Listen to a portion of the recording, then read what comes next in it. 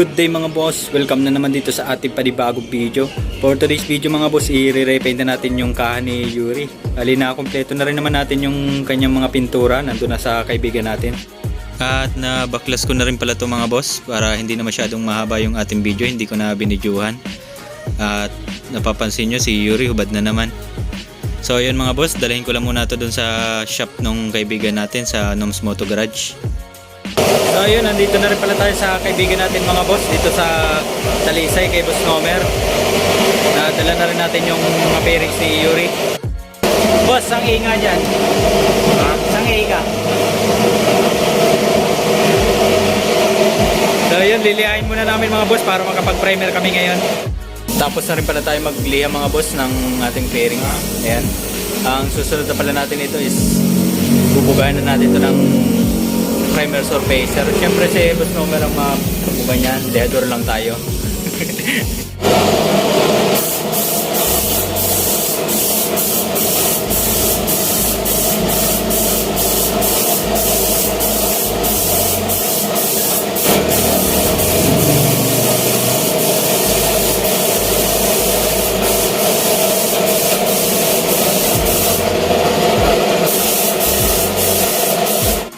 So yun mga boss, tapos na rin pala mag primer si Boss Nomer. Ika muna boss. Mag-base color na kami ng black. Ayan. Tapos na rin pala mag primer si Boss Nomer. Bali, ang naging process pala natin ito mga boss bago natin bugahan ng base color na jet black. Nilihan muna natin yung primer surfacer ng 400 grit na liha para mas makinis at mas kumapit pa yung ating base color. A few inches later. Yun mga boss, natapos na rin pala natin base color ng base black. Ayan. At gabi na naman, bukas na naman mga boss ito tutuloy. Lilihain ko ulit ito ng 800 tapos bubuga na rin tayo ng Moonlight Red.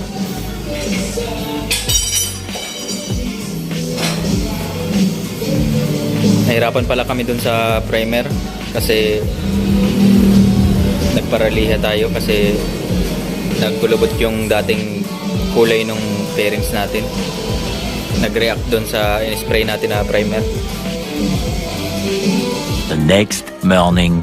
So yun mga boss, another day na pala ito ng painting session natin ng kahan ni Yuri.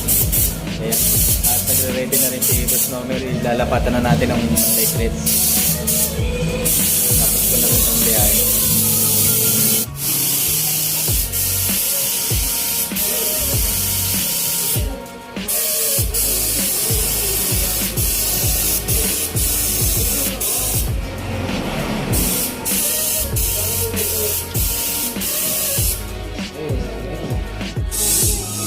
Natapos na rin pala mga boss mag first coat ng Moonlight Red. Ayan. At napatayo na rin.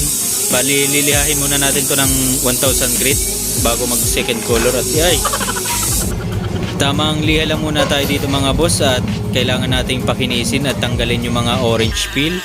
Dito kasi nakasalalay sa tamang pagliha yung ganda ng outcome ng ating pagpintura.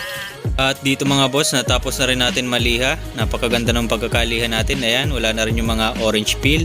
At next step na natin to mga boss, magbubuga na rin si Boss Nomer nung second coat nung Moonlight Red. At i-top coat na rin yan ng mirror finish. Ayan, at papakita natin mamaya mga boss pagkatapos ng kanyang pagbuga kung anong magiging resulta nito.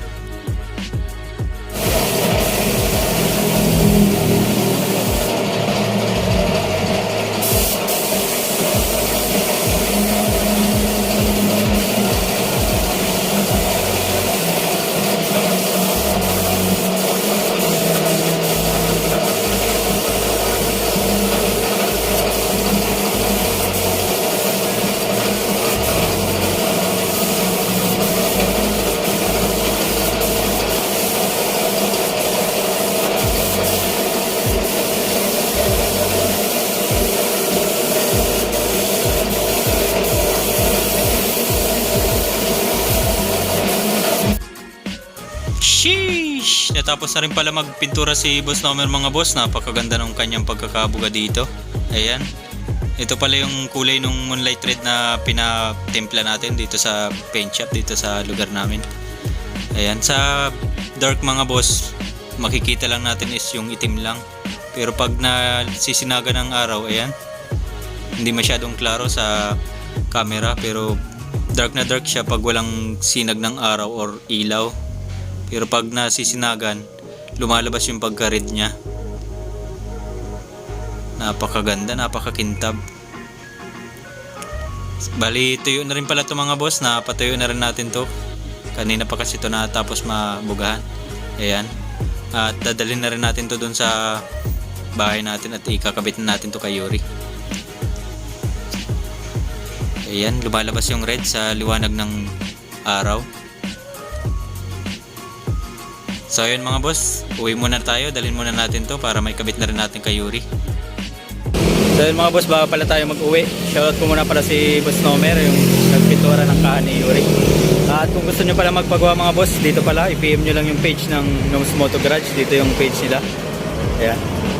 Ang location pala nito mga boss ay dito sa Itumang Talisay. Ayan, sa may Iglesia ni Cristo. Ayan, tapat lang. So yun boss, shoutout boss. Sangi ka nga dyan.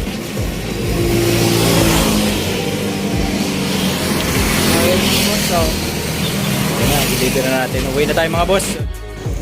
So yun mga boss, nakauwi na rin pala tayo. Nadala na rin natin yung mga fairings ni Yuri dito sa bahay. Ayan. At ang dami natin katulong ngayon pagkabit.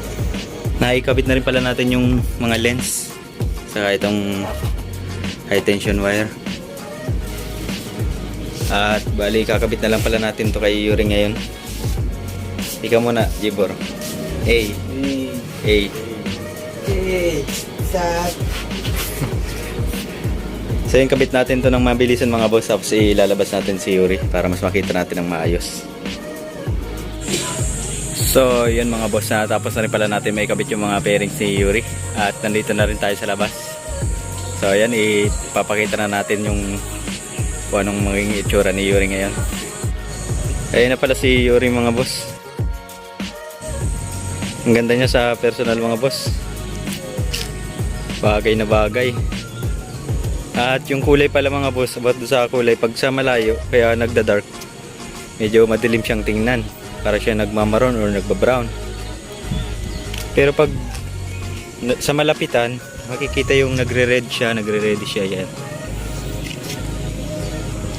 Hindi siya ma-appreciate yung tunay na ganda niya pag hindi malalapitan, parang ganun. Ayan. Medyo madumi pa.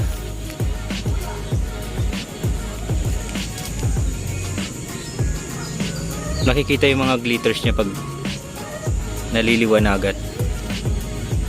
Pero pag sa dilim siya mga boss, ayan, para lang siyang black.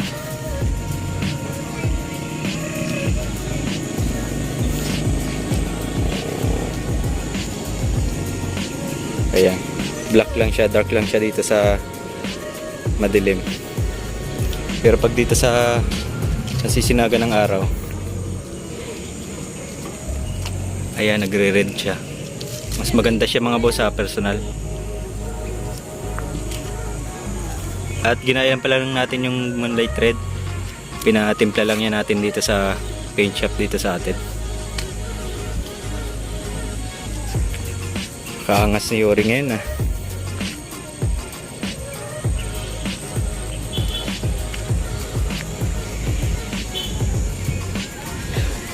Kunan pala natin ang montage mga boss bago matapos tong ating video.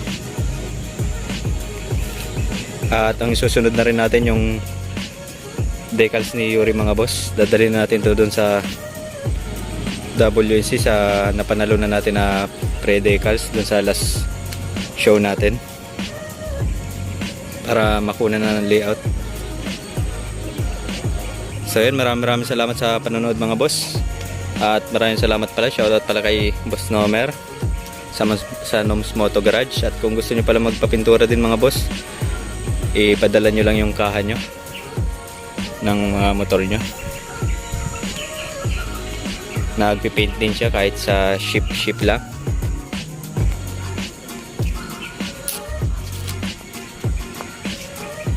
At ipapa-stainless na rin pala natin yung mga spokes ni Yuri. Kasi kinakalawang na, nakabili pala tayo ng stainless na spokes. So yun lang mga boss, maraming salamat. Peace out.